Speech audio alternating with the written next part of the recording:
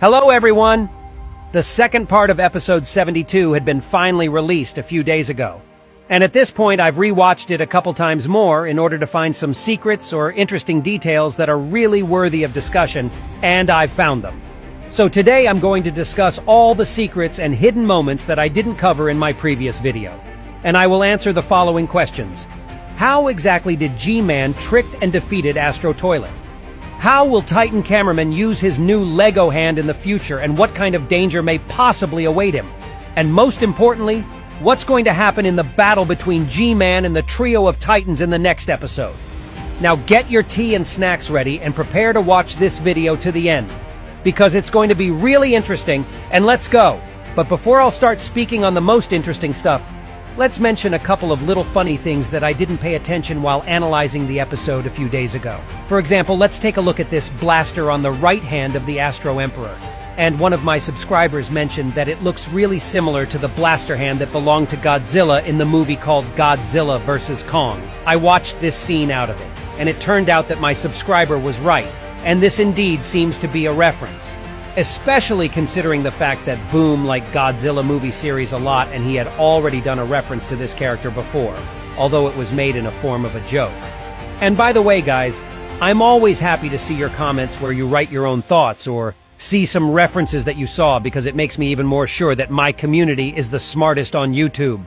And another fact I didn't describe fully enough before was connected to this epic scene where Titan Speaker Man appears and gifts to the Astro Emperor a few shots from his cannons that unfortunately didn't do any damage to him, so instead Astro sends him the taste of his own medicine. And although Titan Speaker Man dodges his slow attack easily, the blast wave turns out to be so strong that he still gets thrown to the ground from mid-air, which is really concerning. Because mind that the Astro Emperor didn't even try to seriously fight in this scene, as his goal was just to take his injured little bro and take him somewhere safe. Which means that when the time for the proper battle will come someday, the trio of our Titans will have it really tough, and they'll certainly be in need for additional upgrades in order to deal with this new huge guy successfully.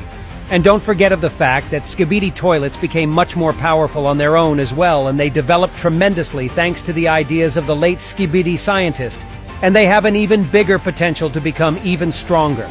And now it's finally time to touch on some really intriguing and deep stuff. So I rewatched the episode a few times and realized two really important things. And the first thing is connected directly to the new abilities and strategic mind of G-Man and the way he actually defeated the Astro Toilet, who in his turn got to be really dumb and apparently blinded by his ignorance way too much. So let's return to the scene where Astro Toilet gets fooled around by G-Man like a little kid, and then starts the process of self-destruction with two of his claws that caught the impulses containing some special juice. In my analysis of this episode, I initially said that Astro Toilet felt an effect that worked similar to the red glow produced by TV Men's TV screens, which, as you surely remember, made Skibidi and even cameramen unalive themselves forcefully, because the pain becomes absolutely unbearable. And that there's a voice which appears inside of the victim's head and orders them to end themselves. But as I rewatched this scene, I realized that it was not that simple, and in fact those events were even more terrifying in their nature as I initially thought. So at first, Jimmy sends a decoy impulse to the Astro, which he eats up without any issues whatsoever, and then he releases another impulse which is induced with the purple glow, which is a mirrored technique of Titan TV Man's purple TV screen, which allows the owner to control its victim and make them do whatever the owner wants to. What happened to the Astro Toilet looked really similar to the third part of episode 67, where Skibidi Scientist's puppet activated the purple screen in order to make the besotted Titan cameraman to fight his own friend. And in this scene, we could see how then an owner of this effect is in the process of controlling their victim. He doesn't move and stands still, channeling the purple glow right at their target. And that's exactly what G-Man does too. He infects the Astro Toilet's claws with this capsule-like version of purple glow, which seems to be really innovative to me, by the way, because earlier in the series we only saw how Skibidi toilets adapted or simply stole some of the Alliance's technology or techniques, but this time it's Skibidi toilets who actually appropriated an idea and applied it to themselves in a really smart way. And I'm not even afraid to say that soon in this series, we'll see even more showcases of technological development of the Skibidi army that can even overpower the Alliance and get closer to the Astro Toilet fraction in that sense. So G-Man decided to simply have some really brutal fun with the Astro Toilet, who now got under his control via this plane trick. So he started controlling the claws of his enemy and make them damage their wearer. And as he does that, pay your attention to the way G-Man behaves in that moment. He stands still as he is supposed to do in such case, and watches his suffering enemy with an absolutely insane smile on his whole face without even blinking with his eyes. The whole scene looked really psychotic, and I got chills running down my spine when I both saw it for the first time and when I re-watched it as well.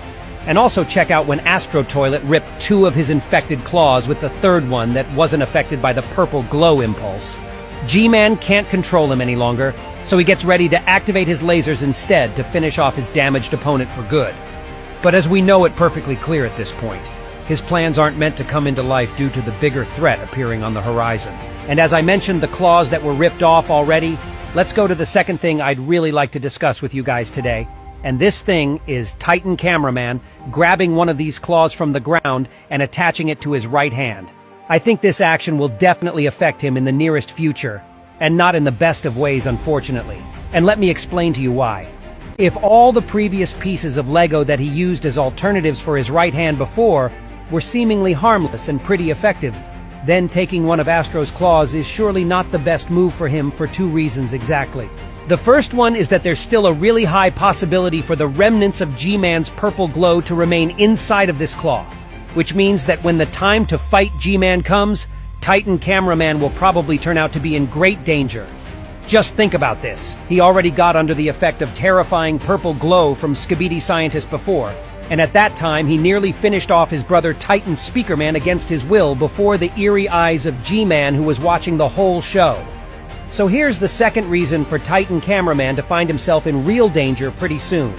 Considering that G-Man already saw how Titan Cameraman is susceptible to the controlling glow effect, he could have taken an advantage of him once again and used the whole arsenal of the infected Astro's glow not only against the blue-lensed Chad himself, but against his whole team of comrades.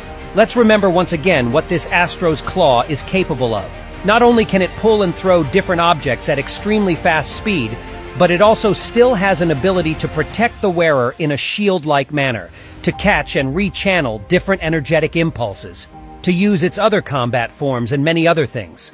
So just think about this for a moment. What do you think is about to happen when the Titan with such a mighty and tricky weapon in possession will get controlled by G-Man, who will definitely fight for his dear life? Of course he's going to milk every opportunity to hurt the Titans that are chasing him and probably show them who's the boss in the house. So my prediction for the next battle between the trio of Titans and G-Man is that it's not going to be easy for anyone involved, and that we can even see some tragic sacrifices or losses in the process of it. And also, I'd like to mention that I really doubt for G-Man to lose that easily, especially after we saw him in such a fine state with lots of upgrades. I think he can have a chance to survive the battle and even take some Titan's life instead. And then we can see another mind-blowing plot twist that Boom has surely prepared for us. Because he told us multiple times already that he considers episodes 73 and 74 one of the most fire and epic episodes in the entire series.